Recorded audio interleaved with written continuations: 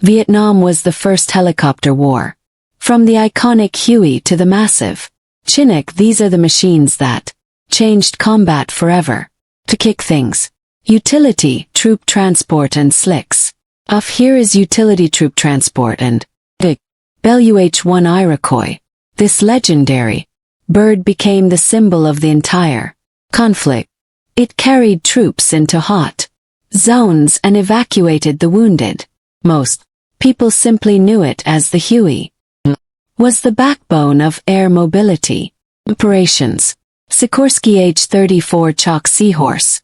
This piston engine veteran served both the Army and the Marines. Tall profile made it easy to spot on the flight line. It was tough as nails and carried a heavy load through the humid jungle air. Pasky 21 Shayuni, known as the flying banana because of its distinctive curved shape. It was one of the first heavy-lift helicopters used in theater.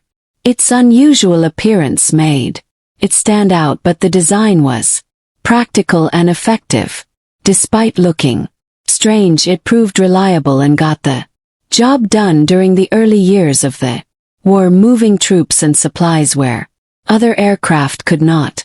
Sikorsky H-19 Chasseur, a true pioneer of air mobility. It paved the way for future combat designs with its unique layout. Engine was mounted in the nose, which was a very unusual feature for the time. This is the Peki Shupi Retriever. Compact machine was built specifically for shipboard use. It rescued downed pilots from the water with great efficiency. Its small size allowed it to land on tiny decks without any trouble. Continuing with attack helicopters and gunships. Gunships, Bell H-1 Cobra, the world's first purpose-built attack helicopter. It was sleek, fast, and very deadly.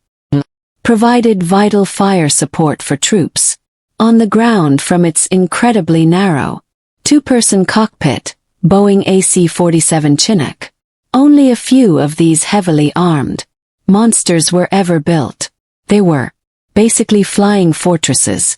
They carried cannons and rocket pods to clear out landing zones for the transport birds. Continuing with observation, scout and reconnaissance.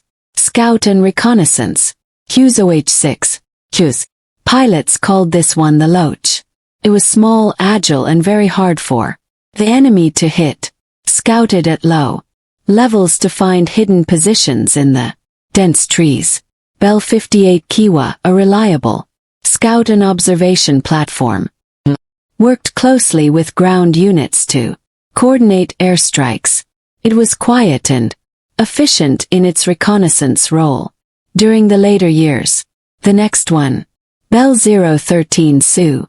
You might recognize this one from its famous bubble canopy. Was used for medical evacuations and spotting. It looked fragile but saved countless lives near the front lines. Hiller O-23 Raven, another light observation craft from the early era, served as a trainer and a scout. The simple design made it easy to maintain even in harsh field conditions. Moving on to heavy and medium lift cargo. Boeing CH-47 Chinook. This tandem rotor giant was the backbone of heavy lifting. It moved artillery, fuel, and supplies across the country. It is still in service today because it is so incredibly capable. Boeing Vertal 46 Sea Knight, the primary transport for the Marine Corps. It moved squads of Marines from ships to the shore. Its dual rotors provided incredible stability in high winds and difficult weather. Sikorsky H-53C Stallion, a massive heavy lift machine used for the biggest jobs, could recover down aircraft or transport entire vehicles. It was a true beast in the air with immense power. Sikorsky H-54 Tahi. This unusual-looking craft was essentially a flying crane. Had a Skeletal frame designed to carry massive external loads. Could lift entire buildings or heavy tanks with ease. Sikorsky Sig-37 Mojave, one of the last great piston-powered heavy lifters. Twin engines were housed in huge pods on the sides. It was incredibly powerful for its time but very loud on the move. Combat search and rescue. Now let's look at combat search and rescue. Sikorsky Sig-3 Jolly Green Giant. This was the primary search and rescue bird for the Air Force. Flew deep into enemy territory to pick up downed airmen. Its long range and armor made it true lifesaver. The next one, Sikorsky Sig-53 Super Jolly Green Giant, an even larger and more powerful rescue platform, was equipped with refueling probes for very long-range missions. Could survive heavy ground fire while saving stranded crews. Sig-43 Husky, a unique rescue helicopter with meshing rotors. It was often used for firefighting and local crashes near air bases. Its wooden rotor blades gave it a very distinct and rhythmic sound. Sikorsky Sig-3 Sea King. While mostly used for anti-submarine warfare, it also performed vital search and rescue. It was big and reliable. It could even land on the water if the situation became desperate. Up next, Command H-2C Sprite. Versatile ship-based helicopter. Performed utility tasks and search missions for the Navy.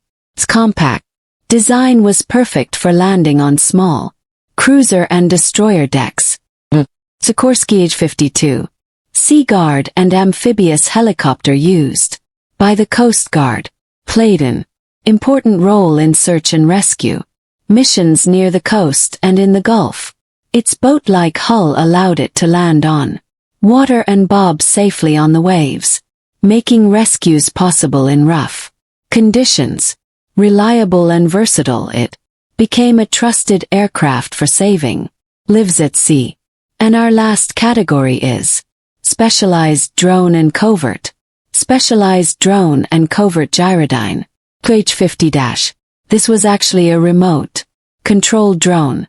It was designed to drop torpedoes from ships to strike submarines. It was a very early example of unmanned aerial technology in a war. Bell 204. This was the civilian designation for the early Huey models. It saw service with various contractors and government agencies, helped move supplies when military assets were stretched thin. Bell 205, a larger version of the civilian Huey. It offered more internal space and a more powerful engine for demanding missions. The expanded cabin allowed it to carry more passengers or cargo with ease. Was widely used for logistics and VIP transport throughout the entire region. Valued for its versatility and dependable performance. The next one, Sikorsky S-58. This was the civilian version of the Chow. It was used for construction and transport jobs by private companies. Proved that military designs could be very successful in the commercial world. Sikorsky S-61, the commercial version of the famous Sea King. It was widely used to move workers and cargo to offshore platforms and remote sites.